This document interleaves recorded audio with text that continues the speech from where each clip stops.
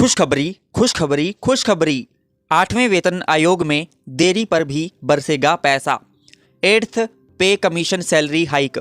8वें वेतन आयोग को लागू होने में जितनी देरी उतना ज़्यादा पैसा आएगा कर्मचारियों के बैंक खाते में। जाने एरियर और सैलरी हाइक का पूरा गणित।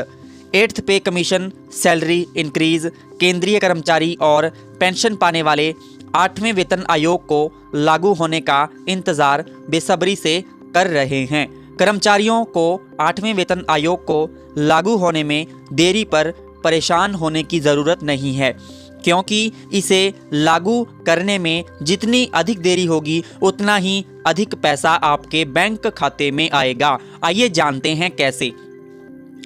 7वें वेतन आयोग का समापन 31 दिसंबर 2025 को हो चुका है, लेकिन अभी तक 8वें वेतन आयोग को कब से लागू किया जाएगा इसकी घोषणा सरकार की ओर से नहीं की गई है। केंद्रीय कर्मचारी और पेंशन पाने वाले 8वें वेतन आयोग को लागू होने का इंतज़ार बेसब्री से कर रहे हैं, क्योंकि इसको लागू होने के बाद उनकी सैलरी काफ़ी बढ़ जाएगी। कर्मचारियों को 8वें वेतन आयोग को लागू होने में देरी पर परेशान होने की बिल्कुल भी ज़रूरत नहीं है, क्योंकि इसे लागू करने में जितनी अधिक देरी होगी उतना ही अधिक पैसा आपके बैंक खाते में आएगा। दरअसल नियम कहता है कि जितनी देरी होगी उतना ही अधिक एरियर बनेगा, तो एरियर मोटा बनेगा।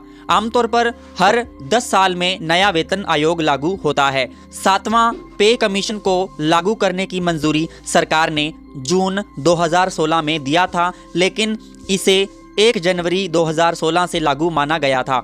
ऐसे में संभावना जताई जा रही है कि 8वां वेतन आयोग को मोदी सरकार जब भी मंजूरी दे, लेकिन इसे 1 जनवरी 2026 से ही लागू माना जाएगा। इस तरह से 8वां वेतन आयोग जितना देरी से लागू होगा उतना ही ज़्यादा एरियर बनेगा।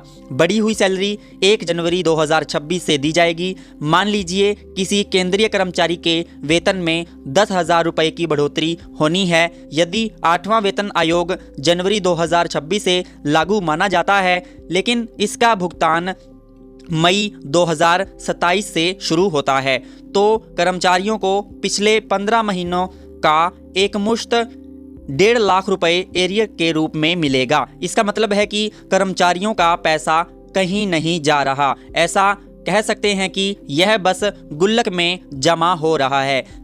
लग सकता है 15 से 18 महीने का समय। रेटिंग एजेंसी यानी कि ICRA की रिपोर्ट के मुताबिक 8वें वेतन आयोग को लेकर रिपोर्ट आने में अभी 15 से 18 महीने का समय लग सकता है। ऐसे में कर्मचारियों को एक साथ 18 महीने का एरियर मिल सकता है। कर्मचारियों के लिए तो यह राहत भरा होगा, लेकिन इससे सरकार पर एक ही साल में भारी फाइनेंशियल दबाव बन सकता है। ICRA का अनुमान है कि 2028 में सैलरी खर्च 40 से 50% बढ़ सकता है। 7वें वेतन आयोग के दौरान सिर्फ 6 महीने का एरियर दिया गया था। इसके बावजूद एक साल में वेतन खर्च 20% से ज़्यादा बढ़ गया था।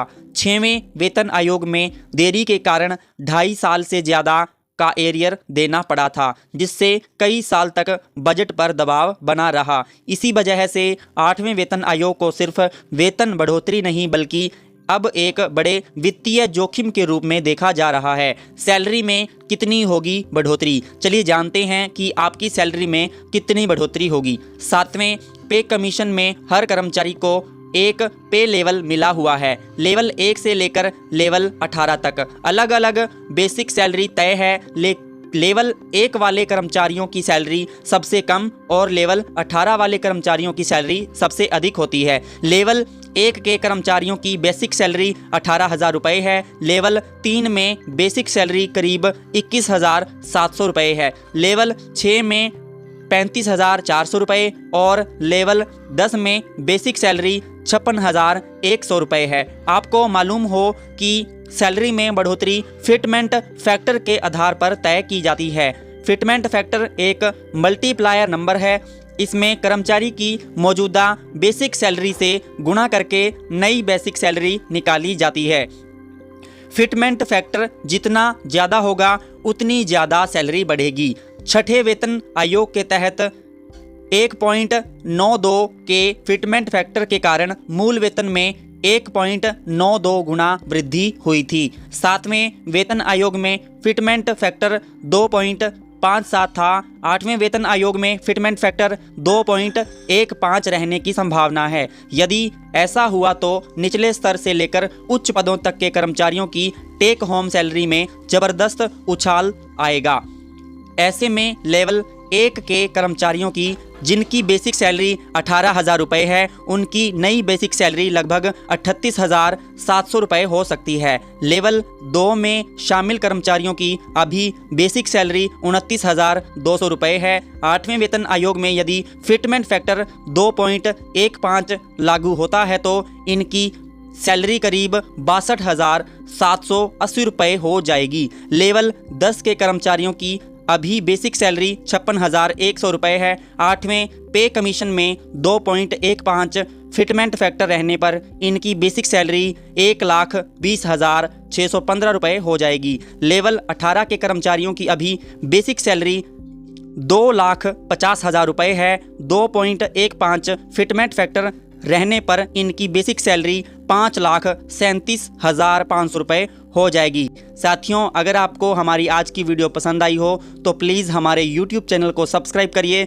साथियों, यहीं पर हमारी आज की वीडियो समाप्त होती है। अगर आपको वीडियो अच्छी लगी हो लाइक, शेयर, कमेंट और हमारे YouTube चैनल को सब्सक्राइब ज़रूर करें। तब तक के लिए धन्यवाद। जय हिंद, जय भारत, जय श्री राम।